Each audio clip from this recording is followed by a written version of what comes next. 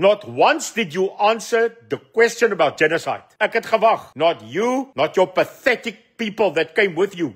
Not one of them tried to correct Trump. You didn't dare. I saw this. You had to spend a half of that time in the White House and have businessmen bail you out. Nou kom sê hulle, julle soek jobs. Isi Benza, Mfunaisa Benza, julle soek jobs. You admit that you've got 43% people that are jobless.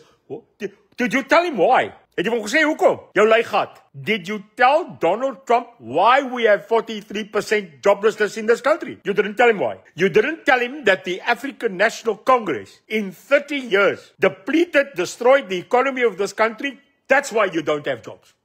Nou kosmeek jy soos 'n persoon wat lekloos staan as 'n 12-jarige laaitie en jy klop aan jou bure se deur vir 'n yskriem. Julle praat nie oor die goed wat ons wou gehad het. Julle moet praat nie, weet jy hoekom? Julle skuldig.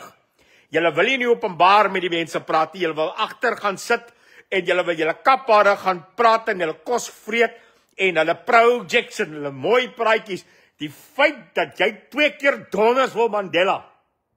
2 keer Mandela het sy graf gaan haal om jou uit te byl. Sis, you did. You had to refer to Mandela who taught you. Mandela taught you squat because you disgraced Mandela's name in this country.